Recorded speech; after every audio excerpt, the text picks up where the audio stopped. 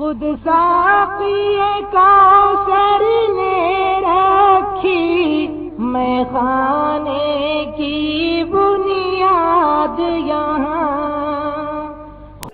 بسم اللہ الرحمن الرحیم۔ الحمد للہ وکفی وسلام علی عبادہ الذین اصطفی، اما بعد فاعوذ باللہ من الشیطان الرجیم۔ بسم اللہ الرحمن الرحیم۔ من عمل صالحا من ذکر او انثى وهو مؤمن فلنحيينه حیاة طیبہ وَلَنَجْزِيَنَّهُمْ أَجْرَهُمْ بِأَحْسَنِ مَا كَانُوا يَعْمَلُونَ۔ صدق اللہ العظیم۔ سبحان ربک رب العزة عما يصفون وسلام علی المرسلین والحمد للہ رب العالمین۔ اللہم صل علی سیدنا و مولانا محمد وعلی آل سیدنا و مولانا محمد وبارک وسلم۔ عمل سے زندگی بنتی ہے جنت بھی جہنم بھی، عمل سے زندگی بنتی ہے جنت بھی جہنم بھی، یہ خاکی اپنی فطرت میں نہ نوری ہے نہ ناری ہے۔ آپ حضرات نے حضرت لقمان کا نام ضرور سنا ہوگا۔ یہ وہ اللہ کے محبوب بندے، اللہ کے ولی اور برگزیدہ انسان ہیں کہ جن کو اللہ نے ولایت کے اعلیٰ مقام پر فائز کیا۔ ان کا دل حکمت اور دانائی سے معمور فرمایا اور اتنا اونچا مقام عطا فرمایا کہ ان کے نام سے اللہ نے اپنے کلام مقدس کے اندر مستقل ایک سورت نازل فرمائی، سورہ لقمان، اور اس کے اندر حضرت لقمان نے جو اپنے بیٹے کو نصیحتیں فرمائی تھیں ان نصیحتوں کا تذکرہ کیا ہے۔ یا بنی لا تشرک باللہ ان الشرک لظلم عظیم، یہاں سے شروع کیا اور کافی دور تک حضرت لقمان حکیم علیہ السلام کی نصیحتوں کو اللہ تعالیٰ ذکر کرتا چلا گیا۔ جس کے کلام کو، جس کی نصیحتوں کو اور جس کے نام سے اللہ اپنے کلام پاک میں مستقل صورت نازل فرمائے، اس کی عظمت شان کا کون اندازہ لگا سکتا ہے؟ دنیا کے اندر جو بہت سارے انسان بہت حسن و جمال رکھتے ہیں، کتنے اللہ کے بندے ایسے ہیں کہ اللہ نے ان کو مال و دولت سے نوازا ہے، لیکن اللہ کے یہاں قدر و قیمت نہ تو حسن و جمال کی ہے نہ مال و دولت کی ہے۔ اللہ دیکھتا ہے دلوں کے تقوی کو اور پرہیزگاری کو، اللہ دیکھتا ہے ہمارے اعمال کو۔ سرکار دو عالم صلی اللہ علیہ وسلم نے ارشاد فرمایا، ان اللہ لا ينظر الى صورکم و اموالکم ولكن ينظر الى قلوبکم و اعمالکم، او کما قال علیہ الصلاۃ والسلام۔ اللہ تمہاری صورتوں کو، تمہارے مالوں کو نہیں دیکھتا کہ صرف حسن و جمال پر تمہاری محبوبیت، مقبولیت اور نجات کے فیصلے فرما دے، یا مال و دولت پر اللہ کی نظر نہیں کہ جتنا مال و دولت والا ہوگا اللہ کے یہاں اتنا اونچا مقام ہوگا، نہیں، بلکہ اللہ کے یہاں قدر و قیمت ہے ڈرنے والے دل کی، سینے کے اندر روشن دل کی۔ اللہ کے یہاں قدر و قیمت ہے اچھے اعمال کی۔ اس دنیا کے اندر کتنے حسن و جمال والے گزرے لیکن ایمان اور عمل کی دولت سے محروم، تو اللہ کے یہاں ان کی حیثیت مچھر کے پر کے برابر بھی نہیں۔ وہ ابو لہب جو حضور اکرم صلی اللہ علیہ وسلم کا سگا چچا ہے، خاندانی ہے، لیکن ایمان سے محروم ہے، آقا کا دشمن ہے، اللہ نے اس کو آگ والا بنا دیا، جہنم کا ایندھن بنایا، اس کا حسن و جمال آخرت میں کام نہیں آ سکے گا۔ میرے نبی صلی اللہ علیہ وسلم کی قرابت اور خاندانی نسبت ایمان نہ ہونے کی وجہ سے اس کو آخرت اور جہنم کے عذاب سے نجات نہ دلا سکے گی۔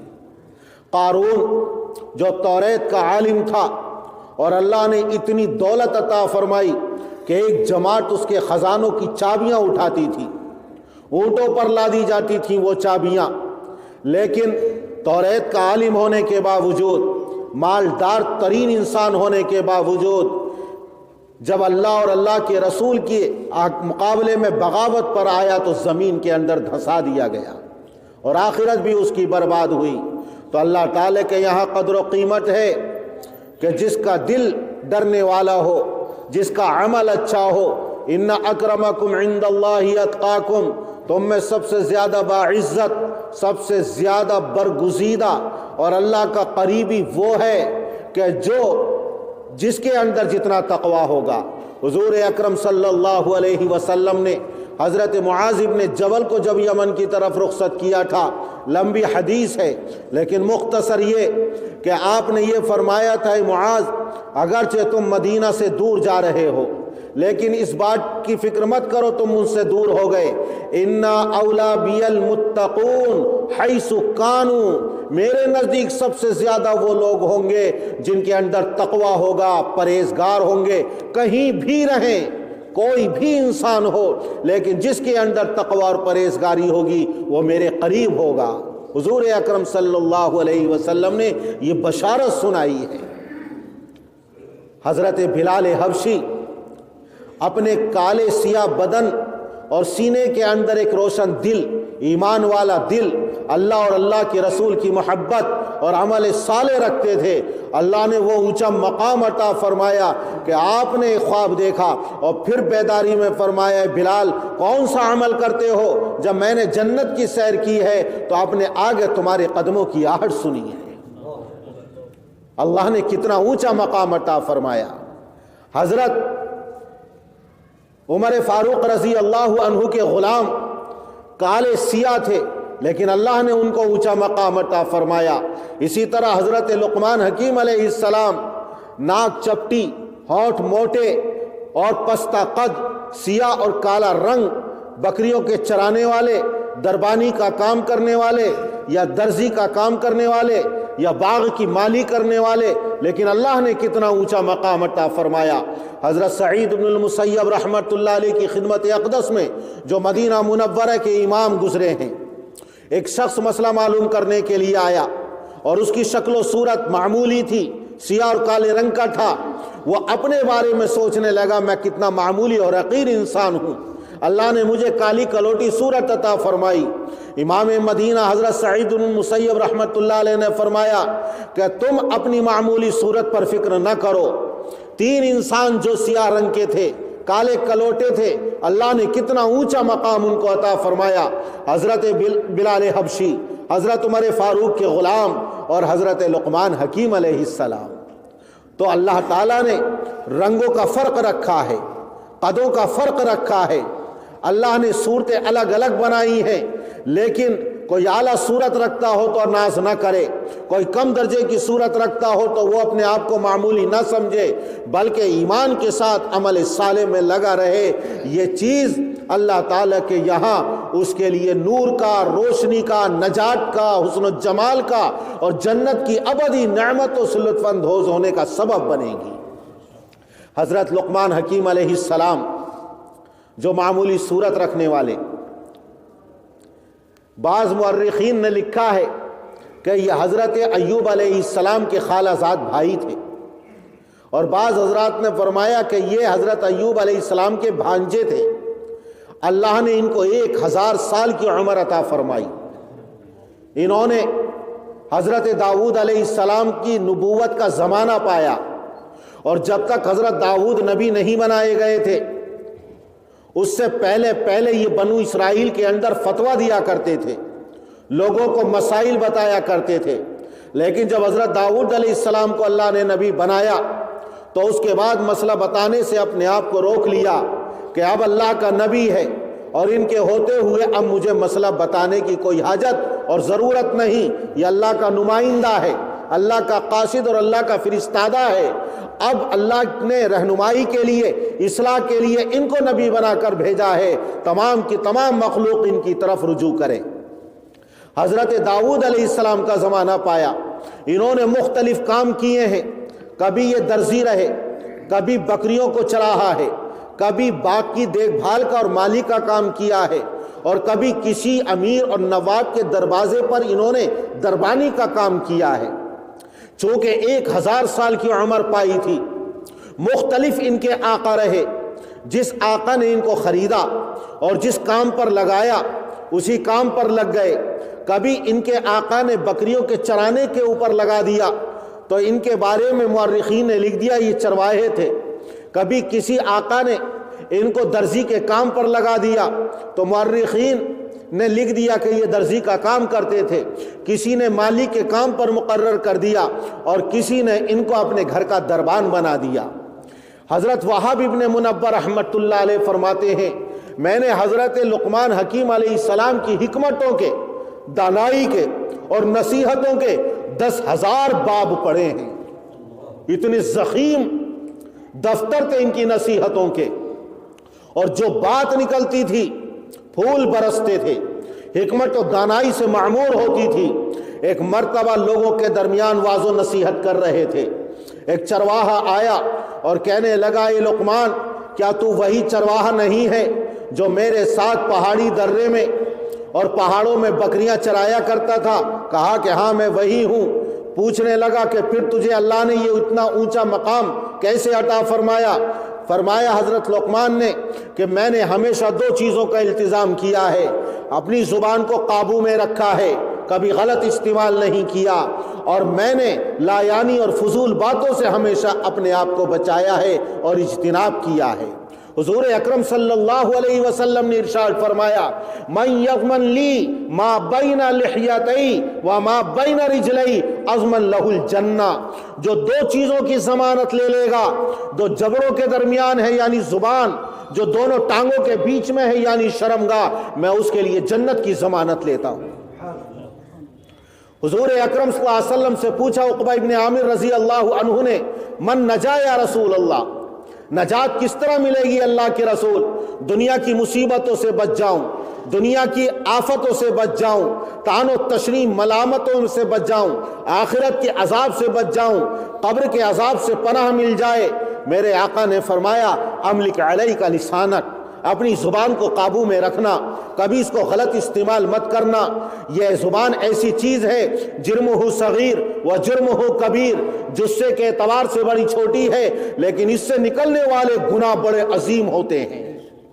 یہی زبان ہے کہ 70-80 برس آدمی کفر و شرک کرتا رہے لیکن آخری وقت میں اگر کلمہ ایمان پڑھ لیتا ہے تو اسی زبان کی بدولت کلمہ ایمان پڑھنے کی وجہ سے اللہ اس کو جنتوں کا حقدار بنا دیتا ہے۔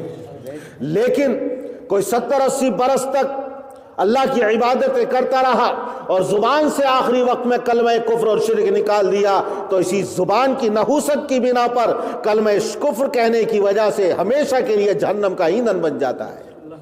املک علیک لسانک، اپنی زبان کو قابو میں رکھنا۔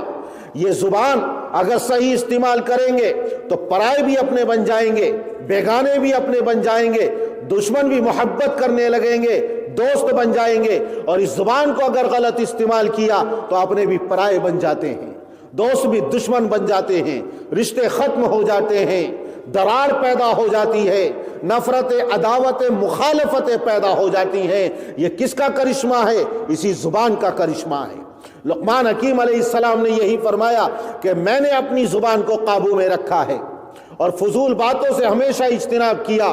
آقا دو جہاں صلی اللہ علیہ وسلم کے ارشاد من حسن اسلام المرء ترکہ ما لا یعنی، انسان کے اسلام کا کمال اور حسن یہ ہے فضول باتوں کو چھوڑ دے، بیہودہ گفتگو کو چھوڑ دے، جس سے کوئی فائدہ نہ ہو، اس کے پاس بھی نہ پٹکے۔ آج ہم اپنے معاشرے کا جائزہ لیں، خاص طور سے نوجوان طبقہ، کہ وہ کس قدر اپنے وقت کو ضائع کرتا ہے، فضول گپ شپ کے اندر مبتلا، سیر سپاٹے کے اندر مبتلا۔ حضور اکرم صلی اللہ علیہ وسلم نے ارشاد فرمایا وَلْيَسَعْكَ بَيْتُكَ، نجات اگر چاہتے ہو تو اپنے گھر کے اندر عافیت کے ساتھ رہو، تمہارا گھر تمہارے لیے کافی ہو جائے، بغیر ضرورت کے گھر سے باہر نہ نکلو۔ یہ سڑکوں پر گھومنا، چوراہوں پر بیٹھنا، بلا ضرورت ہوٹلوں کے اندر جانا، سیر سپاٹے کے لیے نکلنا، دوست احباب سے گفتگو کرتے ہوئے راتوں رات گزار دینا، 1-2 بجے رات کے یا 12 بجے گھر کے اندر داخل ہونا، میرے آقا حضرت محمد الرسول اللہ صلی اللہ علیہ وسلم کے فرمان سے بغاوت ہے۔ اور اس کا نتیجہ آپ دیکھ رہے ہو کہ امت مسلمہ کے اوپر کس طرح کی بھپتیاں کسی جاتی ہیں، تانے کسے جاتے ہیں، اور اپنے مقصد سے وہ دور ہوتی چلی جا رہی ہے۔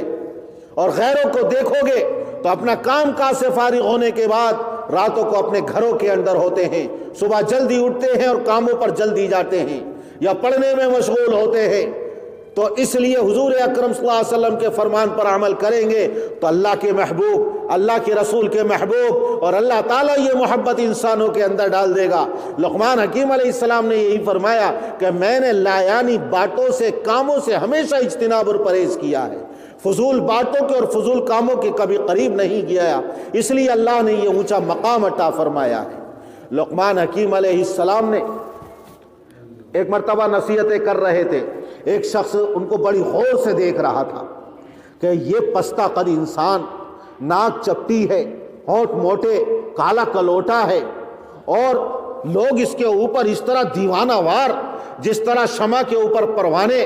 لقمان حکیم علیہ السلام نے محسوس کر لیا، انہوں نے کہا کہ تم میرے رنگ کے اوپر حیرت کر رہے ہو، لیکن اس کو دیکھ کر تم حیرت مت کرو، میں اس سیاہ بدن کے اندر روشن دل رکھتا ہوں، میرے چہرے کے اوپر مت جاؤ، میری زبان سے جب نکلتا ہے تو حکمت آمیز باتیں نکلتی ہیں اور پھول نکلتے ہیں، پھول برستے ہیں۔ ہم اپنی زبان کو میٹھا بنا لیں، حسن اخلاق کے ساتھ پیش آئیں، ڈرنے والا اپنے سینے کے اندر دل رکھیں، گناہ کرنے سے پہلے ہمارا دل کانپ جانا چاہیے، اللہ کا خوف، اللہ کی خشیت اور اللہ کا ڈر اس درجے ہمارے دل کے اندر پیوست ہونا چاہیے۔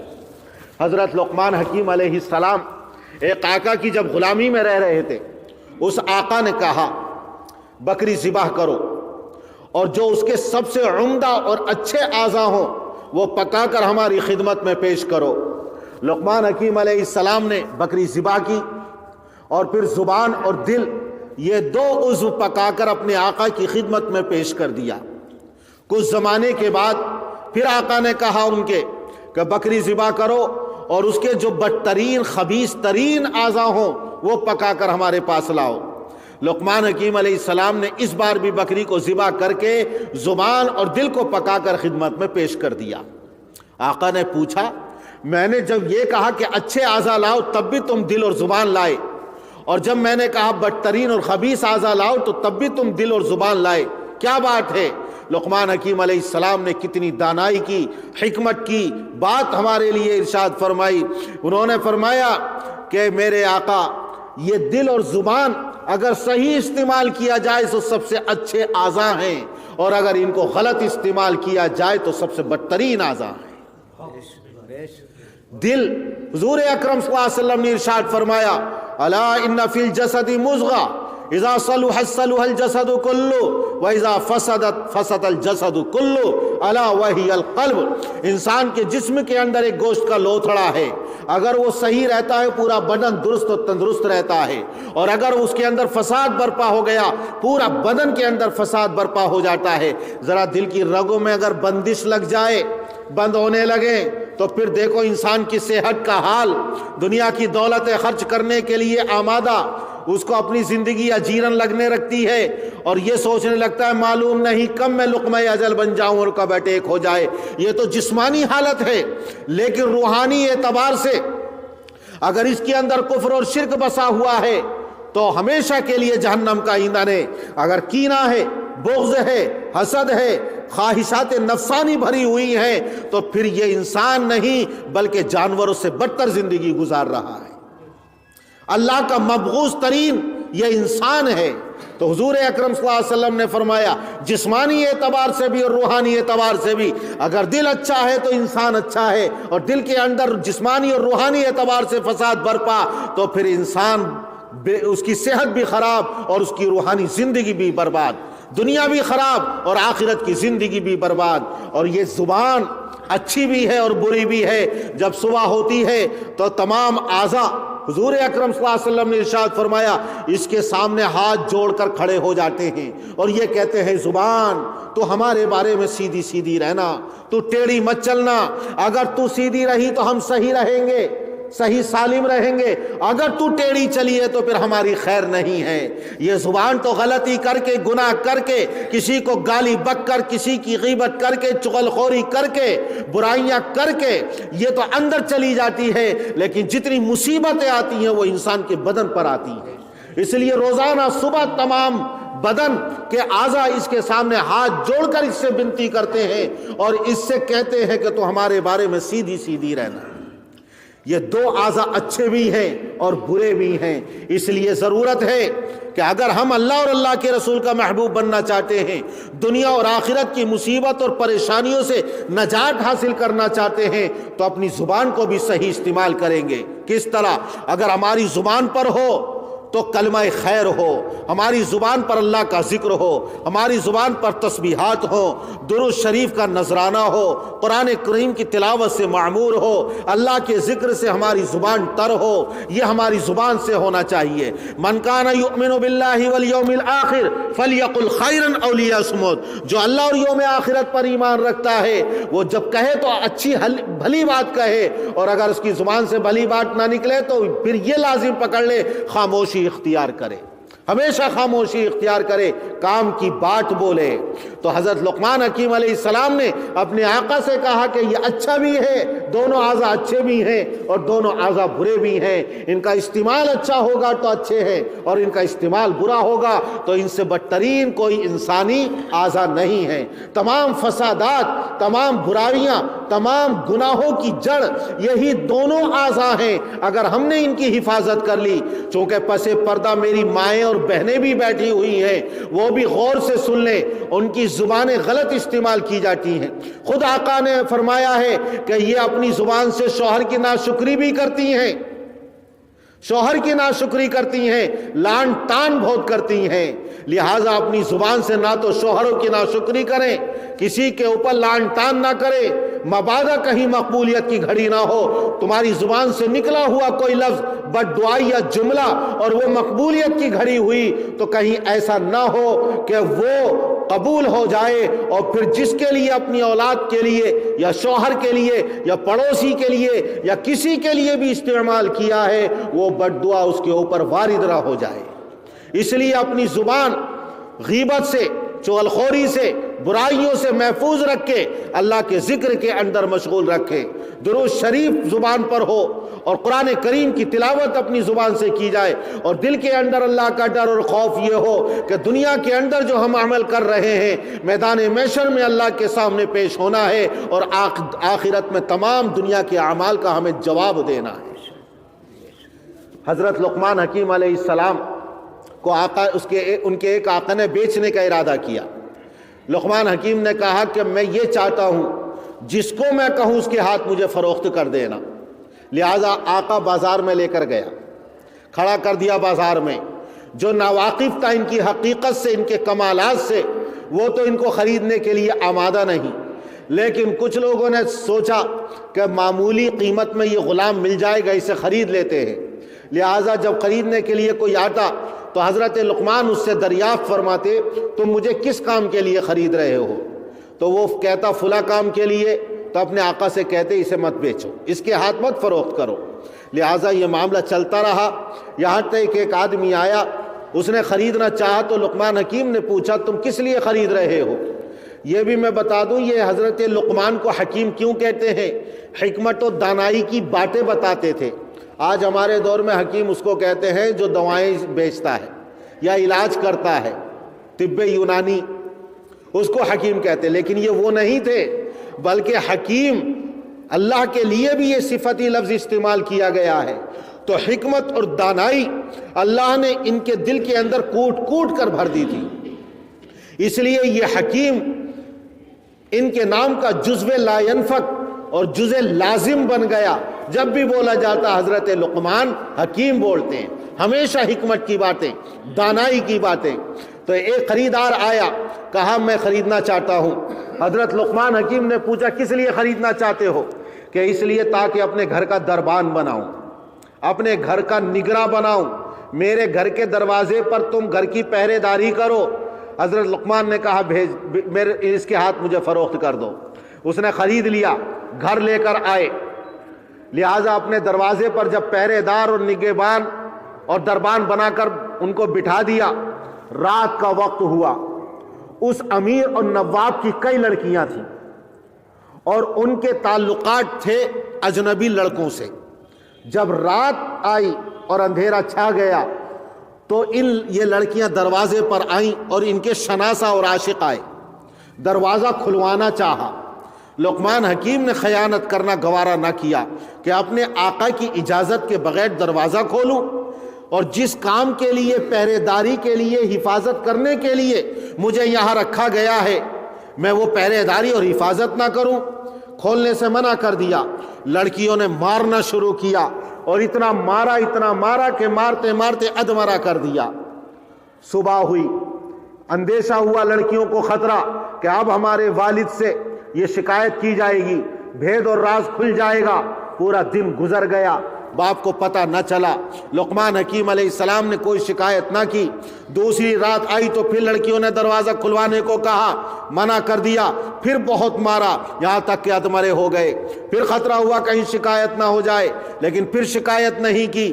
تیسری رات آئی تو پھر بھی یہ عمل رہا، لیکن 3 رات مار کھانے کے باوجود حضرت لقمان نے ان کے عیب پر پردہ ڈالا اور ان کے والد کو خبر نہ کی اور ان کے عیب کو بھی ظاہر نہ کیا، گناہ کرنے کا ان کو موقع بھی نہ دیا، اپنے آقا کے ساتھ وفاداری بھی کی، اس کی عزت و ناموس کا تحفظ کیا اور دروازے کو نہ کھولا۔ یہاں تک کہ جب 3 راتیں گزر گئیں تو لڑکیوں نے آپس میں ایک دوسرے سے کہا، یہ تو انسان ہم سے بہتر ہے، اللہ نے ہماری اصلاح کے لیے اس کو بھیجا ہے، مار کھانے کے باوجود طیش اور غضب اور غصے میں مبتلا نہیں ہوا، ہم سے کوئی انتقام اور بدلہ نہ لیا، اس نے ہمارے عیبوں کے اوپر، برائی کے اوپر پردہ ڈالا ہے، کیوں نہ ہم اپنے گناہوں سے توبہ کر لیں۔ اسی وقت انہوں نے توبہ کی اور اپنے وقت کی پارسا، متقیہ، دیندار اور نیک لڑکیاں بن گئی۔ حضور اکرم صلی اللہ علیہ وسلم نے ارشاد فرمایا، من ستر مسلمن سترہ اللہ یوم القیامہ، جو اس نے اس دنیا کے اندر کسی عیب کے اوپر پردہ ڈالا، اللہ تعالیٰ میدان محشر میں اس کے عیب پر پردہ ڈالے گا۔ ایک مطلب تو یہ ہے کہ جو اس دنیا کے اندر کسی ننگے بدن کو کپڑا پہناتا ہے، میدان محشر میں اللہ تعالیٰ جنت کا جوڑا اور لباس پہنائے گا۔ اور دوسرا مطلب، اس دنیا کے اندر عیبوں پر، برائیوں پر کوئی پردہ ڈالتا ہے، اللہ تعالیٰ میدان محشر میں ایک پردے میں بلائے گا اور انسان سے کہے گا، اتعرف ذنب کذا و کذا، افعلت ذنب کذا و کذا، اس گناہ کو پہچانتا ہے، اس کو تو جانتا ہے اور تو نے یہ گناہ کیا تھا، انکار نہ کر سکے گا۔ یہ ہاتھ گواہی دیں گے، پیر گواہی دیں گے، اعضاء گواہی دیں گے، زمین گواہی دے گی، فرشتے گواہ ہوں گے، نامہ اعمال گواہ ہوگا، اور یہ زمانہ گواہ ہوگا، یہ وقت گواہ ہوگا۔ اللہ تبارک و تعالیٰ نے کتنے گواہ مقرر کر دیے ہیں، میدان محشر میں انکار کی گنجائش نہ ہوگی، انکار نہ کر سکے گا، کہے گا کہ اے اللہ میں نے یہ گناہ کیے تھے۔ اللہ فرمائے گا، تو نے میرے بندے کا دنیا کے اندر عیب کو چھپایا تھا، اس کے گناہ پر پردہ ڈالا تھا، ارے میں تو ستار العیوب ہوں، میرا صفاتی نام ہے ستار، جا اس کی بدولت میں نے میدان محشر میں تجھے رسوائی سے بچا لیا اور تیرے تمام گناہوں کو معاف کر کے جنت کا پروانہ تجھ کو عطا کر دیا۔ اب ہم اپنے معاشرے کا جائزہ لیں۔ آج ہم اس بات کی تلاش میں رہتے ہیں اور دلوں میں نفاق پنپ رہا ہے کہ کسی کا عیب، کسی کی برائی ہمارے ہاتھ آ جائے، پھانس بر ہو تو اس کو 5 بر بنا دے، اگر رائی کے برابر ہو تو اس کو پہاڑ بنا دیں، اس کو ذلیل اور رسوا کر دیں، اس کے رشتہ داروں میں رسوا کریں، برادری کے اندر رسوا کر دیں، ذرا سی برائیوں کو لے کر طوفان برپا کیا جاتا ہے اور یہ کوشش کی جاتی ہے کہ یہ معاشرے کے اندر اپنا چہرہ دکھانے کے لائق نہ رہے۔ جو اس دنیا کے اندر اگر کسی کو رسوا اور ذلیل کرتا ہے، اس وقت تک موت نہیں آئے گی جب تک کہ اللہ تعالیٰ کی طرف سے اس دنیا کے اندر وہ ذلت اور رسوائی کا منہ نہ دیکھ لے گا۔ اگر کسی نے کسی کو رسوا کیا ہے تو گھر میں بھی بیٹھا ہوا ہوگا، چوراہے پر اس کی پگڑی اچھالی جائے گی، 60 تالوں کے بندر ہو جائے گا، 60 تالوں کے اندر بند ہو جائے گا، چوراہے پر اس کی بے عزتی کی جائے گی۔ اور جس نے کسی اللہ کے بندے کے عیب کو چھپایا، اس دنیا کے اندر بھی اللہ اس کے عیبوں پر پردہ ڈالے گا، اور آخرت کے اندر بھی اللہ تعالیٰ اپنی رضا خوشنودی عطا فرمائے گا، جنت کا پروانہ عطا فرمائے گا۔ لقمان حکیم علیہ السلام کی پردہ پوشی کی بنا پر اور عیبوں کے چھپانے کی بنا پر جب ان لڑکیوں کی اصلاح ہو سکتی ہے، اگر ہم بھی دل کے اندر یہ نیت کر لیں کہ بھائی معلوم نہیں اس کے شب و روز کیا ہے، اللہ سے اس کا تعلق کیا ہے، ہو سکتا ہے اس نے گناہ کر لیا ہو اور لیکن اس پر توبہ بھی کر لی ہو، تو ہمیں کیا حق پہنچتا ہے اس کی پردہ داری کرنے کا اور اس کے عیب کو فاش کرنے کا؟ اس کی برکت سے اس کی اصلاح بھی ہوگی اور تمہیں ثواب بھی ملے گا۔ حضرت عیسیٰ علیہ السلام گزرے ہوئے جا رہے ہیں، ایک شخص نے چوری کی تو کہا سرقتا، چوری کر لی تو نے؟ ارے تو چوری ہے۔ اس نے قسم کھا کر کہا کہ میں نے چوری نہیں کی ہے۔ فوراً حضرت عیسیٰ علیہ السلام نے کہا میں اپنے آپ کو جھٹلاتا ہوں اور تو نے سچ کہا۔ وہیں اس کے عیب کو چھپا دیا۔ تعویل بھی کی جا سکتی ہے، عیب کو چھپایا جا سکتا ہے۔ آج ہم اس بات کا التزام کریں کہ اگر کسی کا عیب، کسی کی برائی ہمارے سامنے آ جائے تو اس کو وہیں دفن کر دیں، اس کے اوپر پردہ ڈال دیں، آخرت کے اندر اپنے عیبوں پر پردہ ڈالنے کی اور اللہ کی طرف سے معافی کے یقین رکھنے کے ساتھ کہ اس کے بدلے میں اللہ تعالی ہمارے گناہوں کو معاف فرمائے گا اور ہمارے عیبوں پر پردہ ڈال دے گا۔ ہم میں سے کون ہے ایسا انسان جو گناہ گار نہ ہو؟ انبیاء کرام کی مقدس جماعت وہ معصوم ہے، اس کے علاوہ کلکم بنو آدم و آدم من تراب، تمام کے تمام حضرت آدم کی اولاد، حضرت آدم مٹی سے پیدا کیے گئے ہیں۔ کلکم بنو آدم، تمام کے تمام انسان ہیں اور تمام کے تمام خطا کار ہیں، لیکن وخیر الخطائین التوابون، سب سے بہترین گناہ گار وہ ہے جو اپنے گناہوں پر توبہ کر لیتا ہے، اپنے گناہوں پر اللہ سے معافی طلب کرتا ہے۔ اور وہ جب معافی طلب کر رہا ہے، معلوم نہیں زندگی کے کس گوشے میں، تنہائیوں میں، تہجد کے عالم میں، سحر کے وقت میں، رو رو کر راتوں کی تنہائیوں میں، بند کمروں کے اندر کس طرح اس نے اپنے اللہ کو منایا ہوگا، ہمیں معلوم نہیں ہے۔ ہمیں کیا حق پہنچتا ہے اس کو رسوا کرنے کا اور اس کے عیبوں کو دوسرے کے سامنے ظاہر کرنے کا؟ اللہ تعالی ہماری سب کی حفاظت فرمائے۔ ان الابرار لفی نعیم وان الفجار لفی جحیم، نیک لوگ جنتوں میں رہیں گے، نعمتوں میں رہیں گے، گناہ گار جحیم جہنم کے اندر رہیں گے۔ اور یہ آخرت کے میدان میں ایسی جہنم ہوگی کہ جو کافر مشرک اللہ کے نافرمان اس میں جائیں گے تو نکلنا نصیب نہ ہوگا، ہمیشہ ہمیشہ اس میں رہیں گے۔ جو مومن گناہوں کی وجہ سے جائیں گے اس وقت تک جنت میں داخل نہ کیے جائیں گے جب تک کہ اپنے گناہوں کی سزا نہ بھگت لیں۔ لیکن وہ عذاب کیسا ہوگا، اللہ تمام مسلمانوں کی حفاظت فرمائے۔ کسی کے اندر تحمل کی طاقت نہیں ہے، اگر ایک قطرہ غسلین کا اللہ تعالیٰ اس دنیا کے اندر اتار دے، مشرق و مغرب والے اس کی بدبو سے سڑ کر مر جائیں گے، اس کی بدبو اور اس کے تعفن کو برداشت نہیں کر سکیں گے۔ یہ ابرار کون لوگ ہیں؟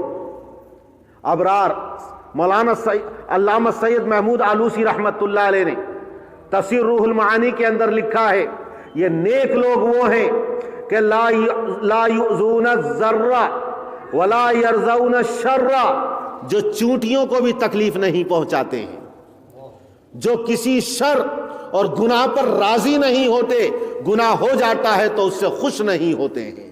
یہ ہیں ابرار لوگ۔ ان الابرار لفی نعیم، ایسے ہی لوگ جنتوں کے اندر عیش و آرام کی زندگی بسر کریں گے۔ اگر کسی کے عیب کو تلاش کیا جاتا ہے اور عیب سامنے آ جائے، برائی سامنے آ جائے، پھر اس کو اچھالا جاتا ہے، اس کی روحانی موت ہو جاتی ہے۔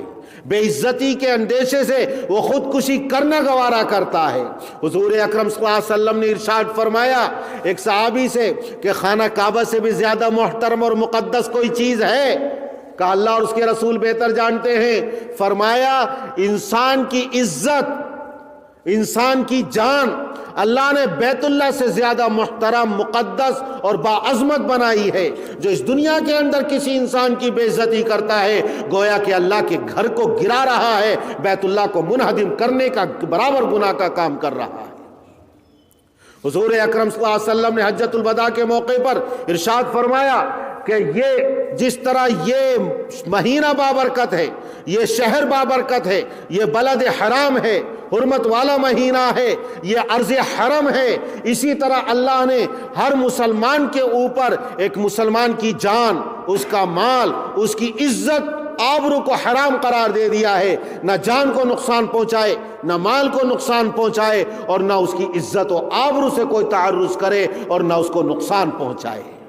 حضور اکرم صلی اللہ علیہ وسلم کی اگر خوشنودی ہم چاہتے ہیں اور آخرت کی سعادتوں سے مالا مال ہونا چاہتے ہیں تو دوسروں کے عیبوں پر پردہ ڈالنا ہے۔ حضرت لقمان حکیم علیہ السلام کے ایک آقا تھے، اس آقا نے ان کو باغ کی مالی پر مقرر کر رکھا تھا۔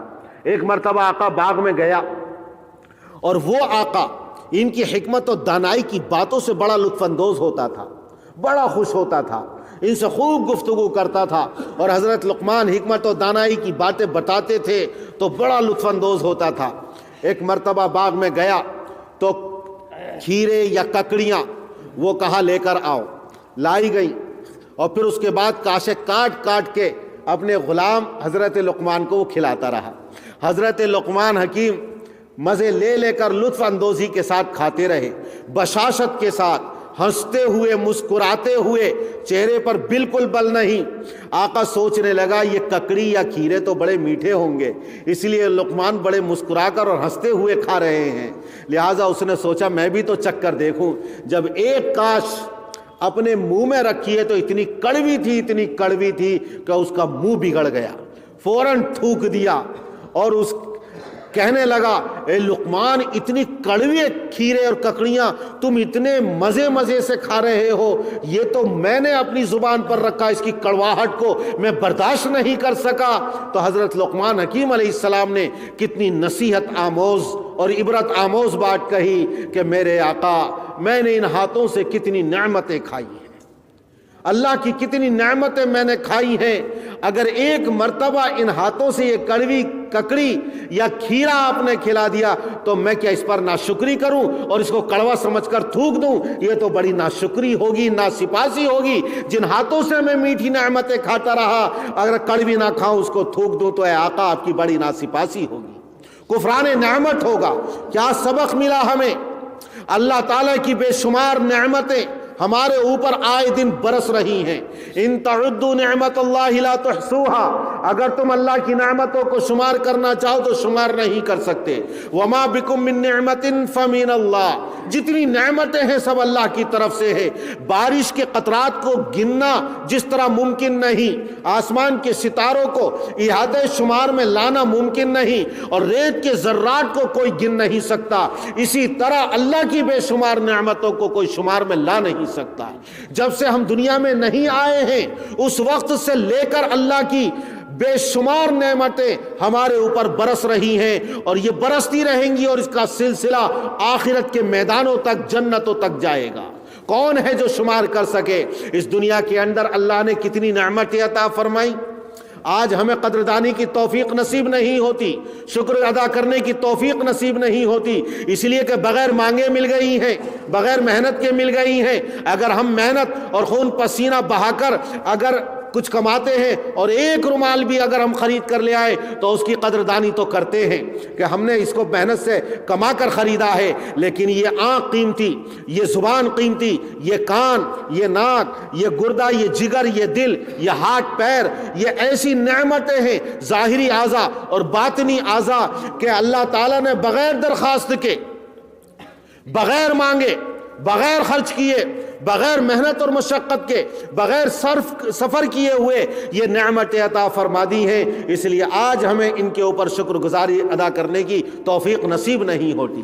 حضرت سعدی رحمۃ اللہ علیہ، شیخ سعدی کا نام آپ نے سنا ہوگا، ایک جگہ گئے تو دیکھا گرمی کا موسم تھا، پیر میں جوتا نہیں ہے، پھٹے پرانا لباس ہے یا جوتی پھٹی ہوئی ہے، اور اس کے بعد اللہ سے دل میں کہہ رہے اللہ کیا میں تیرا ایسا گیا گزرا بندہ ہوں جس کو صحیح چپل اور جوتے بھی میسر نہیں ہیں؟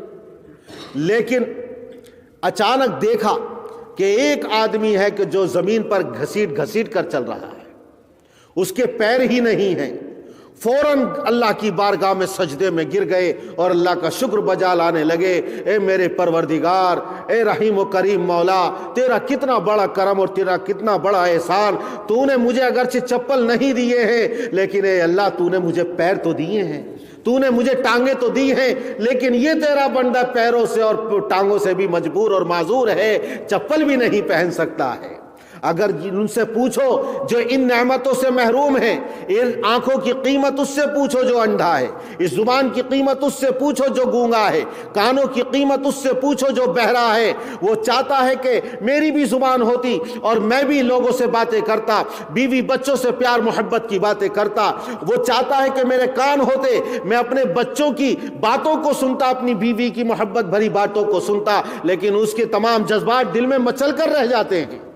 اندھے سے پوچھو یہ آنکھوں کی قیمت، آنکھوں کی قدردانی، وہ دنیا کی بہاروں کو نہیں دیکھ سکتا، اللہ کے کلام کو نہیں دیکھ سکتا، مسجدوں کے اونچے میناروں کو نہیں دیکھ سکتا، گنبد خضرا، روضہ اقدس، بیت اللہ کا نظارہ کرنے سے وہ محروم ہے۔ کیا اس کی طبیعت نہ چاہتی ہوگی کاش میری بھی آنکھیں ہوتی اور میں بھی اللہ کے گھر کی زیارت کرتا، دیکھ کر قرآن کریم کی تلاوت کرتا، اپنے معصوم بچوں کے چہروں کو دیکھتا، اپنی بیوی بچوں کے حسن و جمال کو میں دیکھتا، کاش میری آنکھیں ہوتی، میں دنیا کی رونق اور بہاروں کا نظارہ کرتا، لیکن بیچارے کی تمام یہ آرزویں اور حسرتیں دل کے اندر رہ جاتی ہیں۔ اس سے پوچھو یہ آنکھوں کی قیمت اور قدردانی کہ کتنی بڑی اللہ کی نعمت۔ ہم نے چونکہ کوئی خرچ نہیں کیا، محنت برداشت نہیں کی، مشقت نہیں اٹھائی، دور دراز کا سفر نہیں کیا، اس لیے آج ہمیں اس کی قدر و قیمت کی توفیق نصیب نہیں ہوتی۔ تو اللہ تعالیٰ کی طرف سے بے شمار نعمتیں برس رہی ہیں۔ حضرت لقمان حکیم علیہ السلام نے جب یہ کہا کہ اے میرے آقا، ان ہاتھوں سے میں نے بڑی نعمتیں کھائی ہیں، اگر یہ کڑوی ککڑی آج نہ کھاؤں تو بڑی ناسپاسی ناشکری ہوتی۔ جب اللہ نے بے شمار نعمتیں عطا فرمائی ہیں، کبھی ہمیں بیماری آ گئی، کبھی ہمیں کوئی پریشانی مصیبت آ گئی، اب ہم شکوہ اور شکایت کرنے لگتے ہیں دوستوں سے، رشتہ داروں سے اور عام انسانوں سے، بڑا پریشان ہوں، فلاں چیز سے پریشان۔ اللہ حضور اکرم صلی اللہ علیہ وسلم نے ارشاد فرمایا اگر کوئی کسی پریشانی کے اندر مبتلا ہو اور وہ دوسروں سے شکوہ اور شکایت کرنے لگے تو پھر اللہ کی طرف سے یہ اعلان کیا جاتا ہے کہ تو جا اس کا حل اور مداوع اگر عام انسانوں سے چاہتا ہے تو انہی سے تلاش کر، تیری پریشانی اور مصیبت کبھی دور نہیں ہوگی۔ کیا کوئی حل نکلتا ہے؟ یہ اصل میں اللہ کی شکایت کرنی ہے۔ اللہ نے بے شمار نعمتیں عطا فرمائی، تو انہیں شکر ادا نہ کیا، اور اللہ کی طرف سے تیرے اعمال کی وجہ سے، کرتوت کی وجہ سے اگر کچھ مصیبتیں اور پریشانیاں بیماریاں آ گئی ہیں، اب اللہ کی شکوہ شکایتیں کرنا شروع کر دی، غیروں سے شکوے کرنے لگا، تو اللہ سے ہی مانگ، اللہ ہی سے توبہ اور استغفار کر، اللہ ہی تیری مصیبت اور پریشانیوں کو دور کرنے والا ہے۔ تمام نعمتوں سے لذت اٹھاتا رہا، تمام نعمتوں سے لطف اندوز ہوتا رہا، اور جب اللہ کی طرف سے کوئی مصیبت آئی غیروں سے شکایت کرنے لگا۔ اس کا یہ تھا کہ تو جس طرح نعمتوں سے لطف اندوز ہوتا رہا، اس مصیبت پر صبر کرتا اور اللہ کی بارگاہ میں توبہ اور استغفار کرتا۔ اے میرے پروردگار، یہ تیری نعمت ہے، یہ بھی معلوم نہیں کہ کیا مصلحت ہے، تو جانتا ہے، لیکن میں حقیر، میں کمزور، میں ناتواں تیری اس نعمت کا تحمل نہیں کر سکتا۔ اے اللہ، اس کو راحت والی نعمت سے بدل دے۔ اے اللہ، میں تو کمزور ہوں، میرے گناہوں کی پاداش ہے۔ اللہ کی بارگاہ میں روئے، گڑ گڑائے، اللہ کے علاوہ کوئی مصیبتوں کو دفع کرنے والا نہیں۔ یہ آنکھوں سے نکلنے والے آنسو اور برسنے والے آنسو اللہ کو بڑے محبوب ہے۔ اے خلیل، اشک گناہگار کے قطرے کو ہے فضیلت تیری تسبیح کے 100 دانوں پر۔ تو ایک حدیث قدسی ہے جو علامہ سید محمود آلوسی رحمۃ اللہ علیہ نے لکھی ہے۔ اللہ تعالیٰ ارشاد فرماتا ہے انین المذنبین احب الی من زجل المسبحین، گناہگاروں کا رونا، ان کا گڑ گڑانا، ان کا گریہ زاری کرنا، اللہ فرماتا میرے نزدیک تسبیح پڑھنے والوں سے زیادہ محبوب ہے۔ اور حضرت مولانا قاسم نانوتوی رحمۃ اللہ علیہ نے فرمایا ہے کہ ہر جگہ اس چیز کی قیمت ہوتی ہے جو امپورٹ کی جاتی ہے، جو ہمارے یہاں پیدا ہو رہی ہے۔ ہمارے گھر میں بن رہی ہے، کارخانے میں بن رہی ہے، اس کی قدر و قیمت نہیں ہوگی، لیکن جو ہمارے ملک میں نہیں ہے اگر دوسرے ملک سے امپورٹ کی جائے تو اس کی قدر و قیمت زیادہ ہوتی ہے۔ اللہ کے یہاں نورانی مخلوق ہے فرشتوں کی، وہ کوئی گناہ ہی نہیں کرتے تو اس کے اوپر رونا گڑ گڑانا توبہ استغفار کا مطلب ہی نہیں ہے۔ اللہ کی بارگاہ میں آنسو نہیں ہے۔ اللہ نے یہ خاکی پتلا بنایا اور اس کے اندر خیر و شر کا مادہ رکھا، اب یہ گناہ کرتا ہے اور گناہ پر روتا ہے تو اللہ کے یہاں یہ ایکسپورٹ کیے جا رہے ہیں ہماری طرف سے، اور اللہ ان کو امپورٹ کر رہا ہے، تو اللہ کے یہاں ان آنسوؤں کی اتنی قدر و قیمت ہے، اتنی قدر و قیمت ہے کہ جو فرشتے تسبیح پڑھتے ہیں اللہ نے گناہگار کے آنسوؤں کو ان پر فضیلت عطا فرمائی ہے۔ اللہ ہمیں اپنے گناہوں پر توبہ استغفار کرنے کی توفیق نصیب فرمائے۔ وآخر دعوانا ان الحمدللہ رب العالمین۔ خود ساقی کوثر نے